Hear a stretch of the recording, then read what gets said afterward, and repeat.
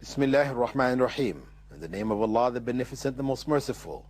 I'd like to welcome you, dear viewers, to our new program, Contemporary Issues. Assalamu alaikum wa rahmatullahi wa barakatuh. May Allah's peace and blessings be on each and every one of you. For those of you that have been following our program since its beginning, you know that we are looking at issues concerning marriage in Islam. The controversial issues, polygamy, arranged marriages, the guardian, child marriages. Today we're looking at marriage to non-Muslims, Islamic laws governing it. Well, as you may or may not know, a Muslim male is allowed to marry two categories of non-Muslim females, either a Christian or a Jew. These are the only two categories that Muslim males are allowed to marry. Such marriages would be considered legal marriages. I know some of you might question. There was an article in the paper a day or so ago in which the grandson of Muhammad Ali Jinnah, the founder of Pakistan, was talking about his father and the liberal ideas of his father, and about how his father married a Parsi, a Zoroastrian, right? Oh, he also mentioned that he ate pork and he drank alcohol. He loved his eggs and bacon from living in England. It became a habit for him and he stuck with it. I mean, of course, he's raised big questions about this man's Islam. But that marriage, from an Islamic perspective, for a Muslim man to marry a Zoroastrian woman, this is considered to be illegitimate. It's not marriage in Islam. For a man to marry a non-Muslim, a Muslim man, he is only permitted to marry a Christian or a Jew. Now, even in the marrying of a Christian or a Jew, some people raise the issue saying, well, it's not the Christians and Jews of our time, it's only of those, the time of the Prophet. May God's peace and blessings be upon him. But of course, this is not correct. Because the Christians and their beliefs by the 7th, 8th centuries is the same as the beliefs now. Beliefs in the Trinity and all these other kind of things. So it's not an issue of the time frame. As long as somebody's a Christian, they claim to be a Christian, they have Christian beliefs, that's their claim, or a Jew, then it is permitted for us to marry them, males. Why? Why, when Christians believe that Jesus was God, the Son of God? Some Christians will say, we don't believe he's God, the Son. Yes, you believe he's God. Christians believe that Jesus was God, God incarnate. God became a man. He was born. He had a son who was himself. This is what they believe. God had a son who was himself, because the belief is that God the Father, God the Son, God the Holy Spirit, three gods in one. God the Father is God the Son. God the Son is God the Father. So therefore, God had a son who was himself. This is something ludicrous. That's their belief. And so Jesus is worshipped as God. How can a Muslim marry somebody with these kind of beliefs? Isn't this shirk? Isn't this the greatest possible sin? Yes, it is shirk. However, an exception has been made for Christians and Jews. An exception has been made. Why? The exception was made because of the fact that there still remains in the books in which they believe elements of revelation. The revelation which God revealed to the prophets, to Prophet Jesus and to those before, portions of that revelation remain in their books, their holy books. And in honor of that portion which is there, Islam allows Muslims to marry non-Muslim Christians and Jews. This is a special permission given. Nobody outside of that. For a Muslim man to marry a Hindu, that marriage is considered invalid. It's not marriage.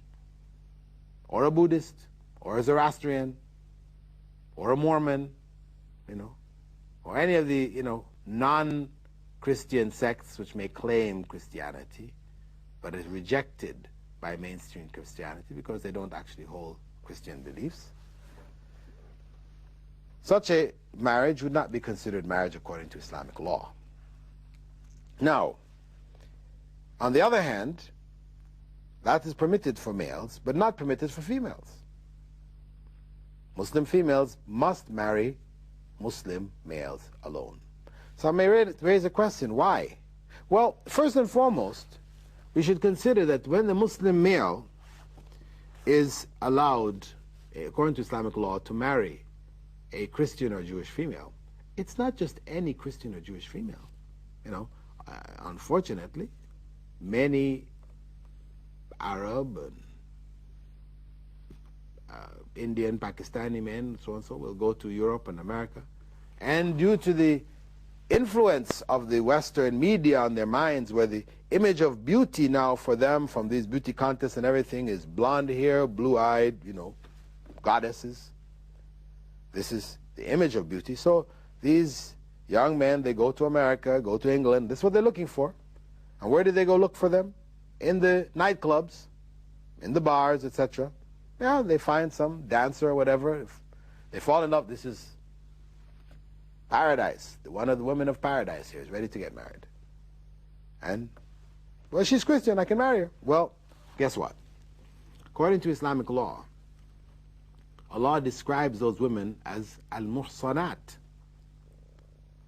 Those people who were muhsana.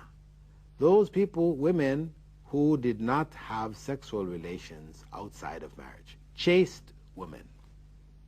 C-H-A-S-T-E, not chaste, meaning that people ran after them, chaste, but C-H-A-S-T, which means a woman who is virtuous.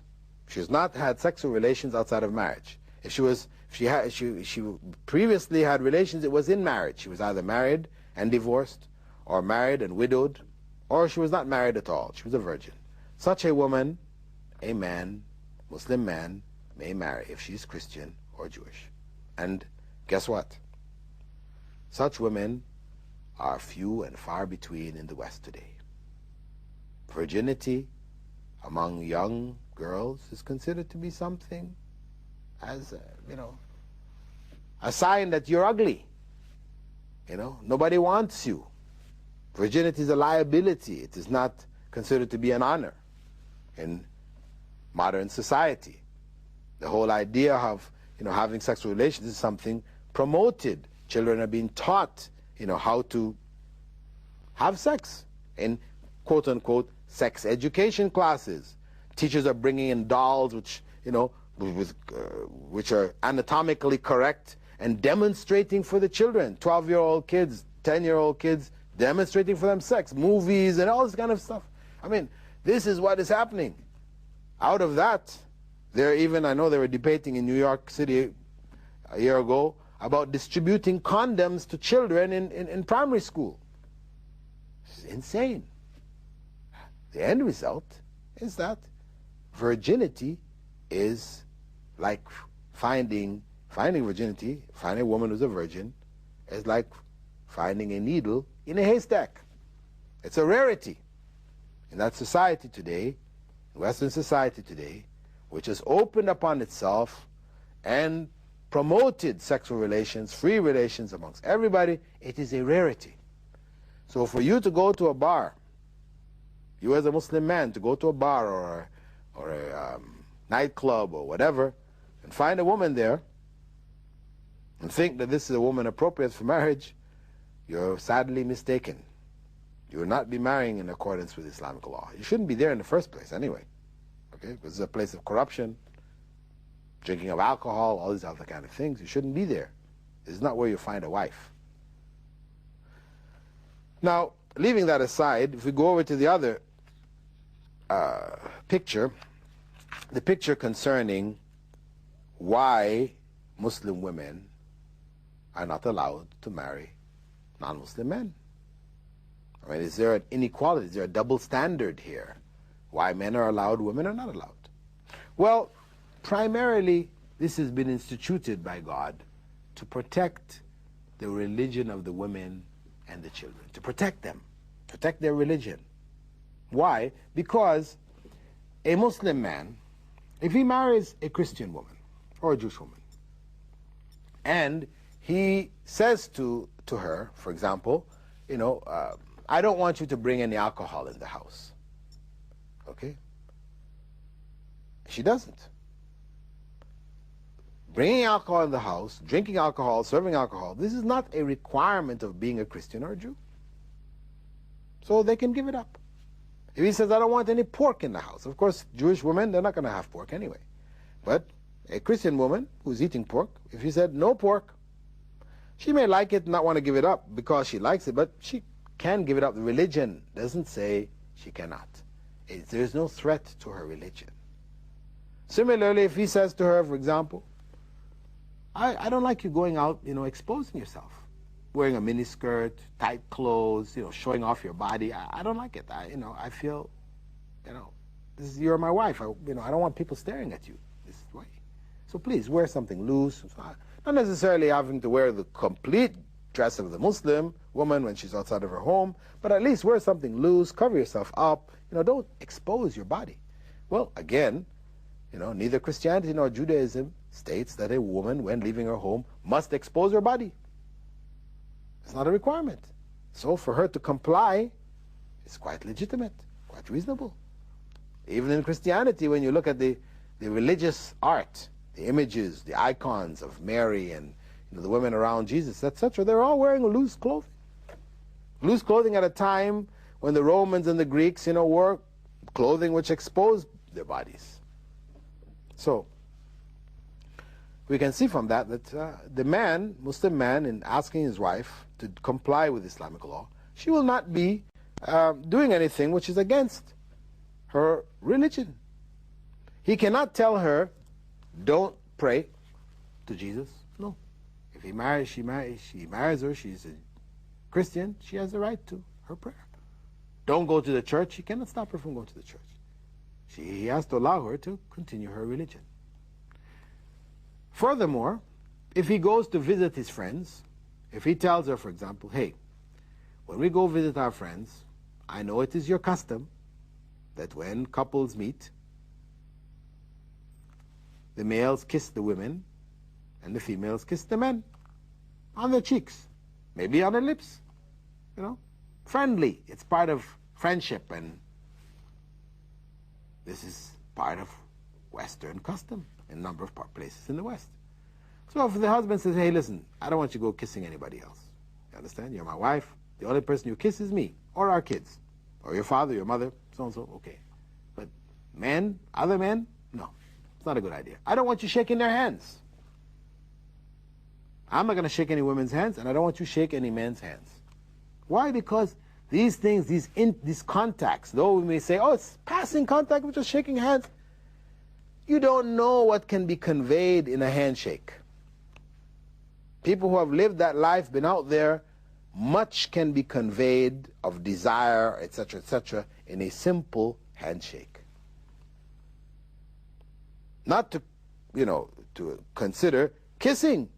A man going and kissing somebody else's wife, putting his hands on her body in one way or another. Oh, hey, though it has become custom, it's a very dangerous custom.